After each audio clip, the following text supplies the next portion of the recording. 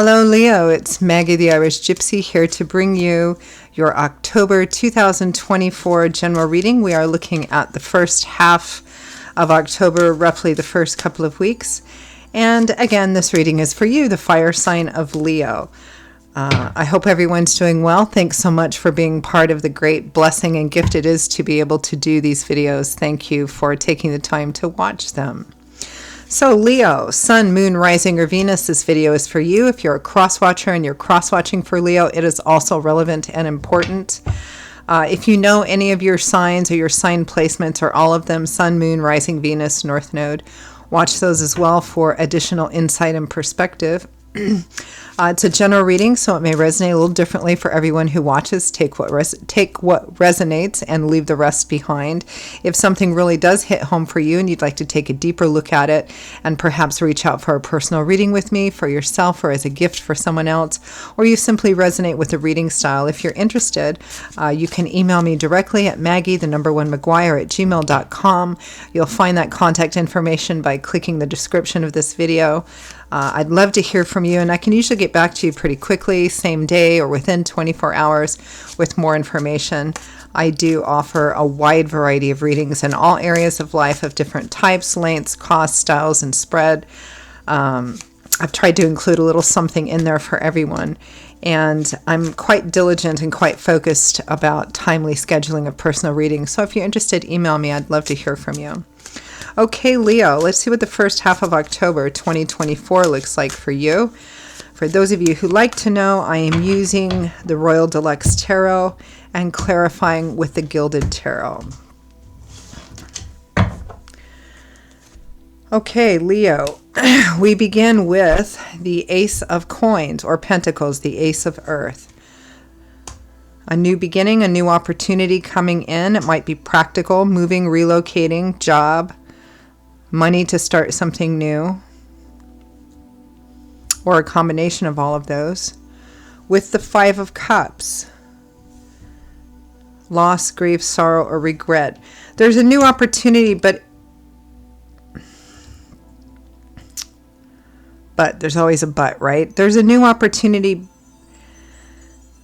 but taking this new opportunity may require you giving up something.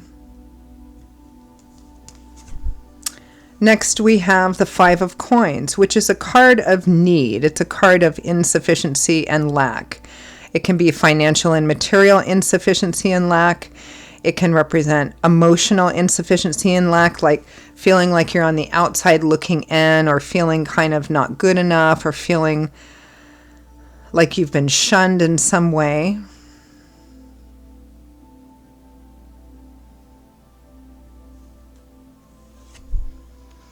With the Knight of Coins, which knights usually, they're the movers and shakers, of the tarot. They usually have a focus, a goal, a mission, or a quest. This is the Knight of Coins or Earth. This is often a card that does represent new job or work opportunities, new practical opportunities. It's an opportunity to move ahead. But again, like the Ace of Coins and the Five of Cups, it may represent you having to give up something, or it may be that there are some people in your life, maybe one person or a group of people, that won't like this or that won't agree with it, and you may feel a bit on your own for a bit. Perhaps not completely, but again, it's a general reading, so the intensity will vary.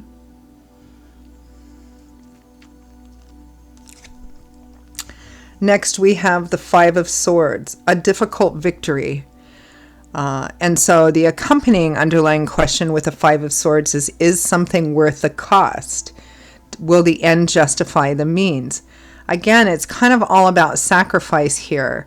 It feels like there's something here that is on offer or coming in, but it's going to require sacrifice. Part of that sacrifice might be a temporary loss or reduction in money. It might mean it might mean, again, that you cut yourself, some people won't agree with it, and so they'll disappear, or it may cause some kind of separation or estrangement or disagreement with people. only you can decide whether it's worth it or not. With death, which is endings and transformation, there is an implied suggestion here, Leo, that it's best to embrace the change that's coming in because it's meant to be transformative, no matter the cost. But again, free will, free agency. From the bottom of the deck, the overall energy and focus is the Six of Coins, which is a card of gift giving, gift receiving, being open to giving and receiving. It can represent you needing to take a look at whether you're giving more than you're getting back, or are you giving back enough? If not, there's sometimes an implied thing about giving back to community here. Or the receiving of something and needing to be open to it. Again, Six of Coins with death in the same reading, and this Knight of Coins and Ace of Coins represents a new opportunity coming in for you, and one that you would be best served taking, even though it may represent some temporary challenging or difficult temporary sacrifices or letting go of something, because it's meant to put you on a new path of true fulfillment. So let's take a look at that Six of Coins.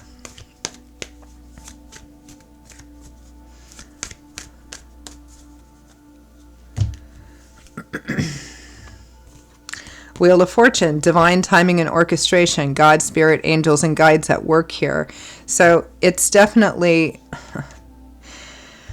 for some of you, this change is coming in no matter what.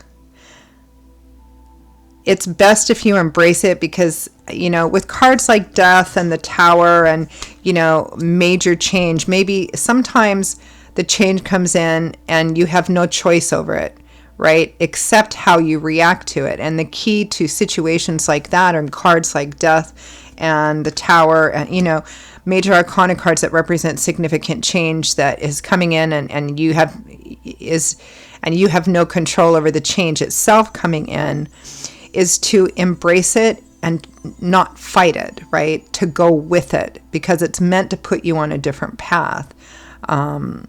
Some of you may have, this may be an opportunity that you can say yes to or no to.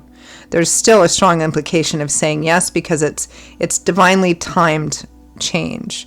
Some of you, it may be coming in and you may have no choice except, and I say this except because it's important how you deal with it, is to try and embrace it and go with it to the best of your ability as much as possible, because it's bringing needed change and transformation in your life. Yeah, Ace of Wands, an exciting new beginning. We have two aces here, Ace of Fire, Ace of Earth, and the Two of Swords. It's a tough decision, or how you deal with this, which path you choose, it's a tough decision. You may feel stuck, you may feel, but there's a sense of intuition underneath that that will lead you in the right direction. This is a choice that will have to be made internally, probably by balancing both your head, what's the smart thing to do here, and your intuition as well. It's going to take facing your fears, doubts, and insecurities and moving forward through those things. Let's take a look at that Ace of Coins and the Five of Cups. This is all about temporary sacrifice in order to have something better. Perhaps some of you might, lose a job or miss out on a job because Spirit has something better for you that's coming in on its heels. It could be relationship too, although I'm not picking up too much of that yet. So the Ace of Coins and the Five of Cups is clarified by the Ace of Pentacles, which is the same as the Ace of Coins. With the Three of Swords, which is a card of emotional pain or disappointment. The Five of Cups again. Boy, you've got the Ace of Earth and the Five of Cups clarified by the Ace of Earth and the Five of Cups again. Yeah, it's all about the sacrifice here. Interesting. We had the Lovers next, which is relationship at a crossroads. Some of you, it might be about relationship. It may be time.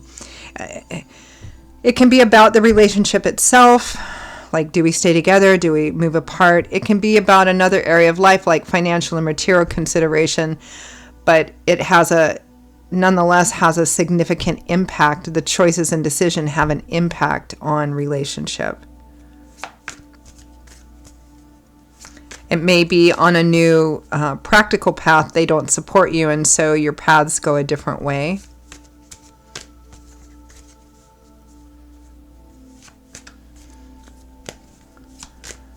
Five of Coins, Knight of Coins. Another ace, the Ace of Cups. A new opportunity that holds that has the beginning of emotional fulfillment. Might be new love and romance for some of you. You've got three aces here. So again, new opportunities abound. We have the Devil and the Six of Cups. There's a desire here to hold on to something familiar, something you have history with. It could be a person, a place, a situation, a job, habits, patterns. There's something tempting about that devil that always tries to pull us back in because it has the weight of history and habit to it. The Star, renewed, restored hope, faith, and optimism. This whole reading is centered on the same thing. It's about embracing the change that's coming in, even if it means a temporary or present sacrifice that you can't see to the other end of, but need to operate forward in faith anyway. Five of Swords and Death.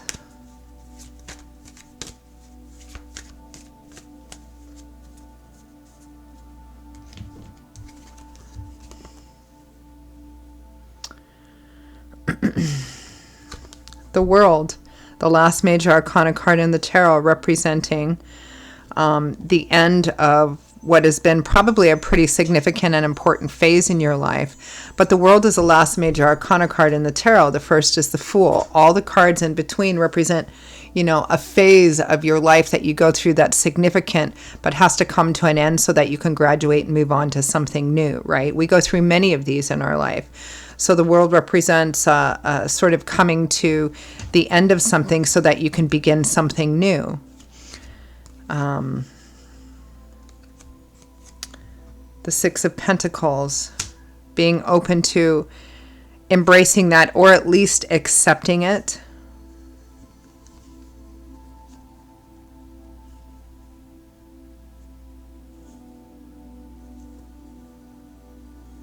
But it's going to cost. I mean, one can say this too about many things in life. Like, anything that we want we feel is going to put us on a better path, or, it's kind of like, okay, let's say you want to have you want to become something in your career. And so it requires X many of hours or weeks, months, years of study, of interning, of all of these different things. So for that time period, it's kind of nose to the grindstone. You may have to forego much of a social life, money, all of that kind of stuff, but it's for a better end, which is going to pay off once you get there, right? You get to decide whether that's worth it or not. Sometimes change comes in that's difficult for us, that causes us to temporarily lose or have to sacrifice something in order to get on a different and better path. And Spirit is the one that's in charge, which may be here for some of you, right? And even though you can't see to the end of it, Spirit can, and it's always meant to put you on a better course. But there are, in the present, sacrifices to that, and there's for everything that we want, there's always that sacrifice, right? It's about letting go of that which is no longer serving you to move forward on a path that does, even if in the present it's difficult. It's kind of like walking in faith, basically. Let's end with some advice, guidance, feedback from Spirit. The High Priestess, trust your intuition. Not your head and not your surface emotions, but what's deeper than that. Some people call it gut instinct, intuition. It's our connection with the divine. That's trusting that. Knight of Wands. Charge forward into this change. Sooner rather than later. Just manifest that fire energy that's yours anyway. Here's the last ace, the Ace of Swords. You have all 4 aces. You know, in early tarot days, readings used to set the aces aside in a different position than the rest of the cards because they were considered kind of a bit of extra good luck. They're very fortuitous cards. So, yeah, it's truth and insight. Death again. So, Spirit is basically telling you to embrace this change. 8 of Swords. Don't tell yourself you can't because the sacrifices or the challenges are too difficult. You can. You'd be the only one holding you back. Yes, there may be some temporary sacrifices, but it's worth it. It puts you on a path to healing. And then the Empress and the 10 of Cups, which is, you know, the happy home, happily ever after, white picket fence, indulgence, self-care, abundance, right? That's on the other side of this, but you have to go through it to get there. I'm going to leave it there, Leo. Those are your messages for the first half of October 2024. I hope they gave you some clarity, some food for thought, or validation on what may already be going on in your own personal situation. Again, if it did hit home, if it resonated with you and you'd like to pull the curtain back on it and take a deeper look, or you simply like the reading style, if you're interested in a personal reading with me, for yourself or as a gift for someone else, please feel free to email me directly, Maggie1McGuire@gmail.com. You can see that by clicking the description of this video. I will see you all in a couple of weeks for the next set of readings.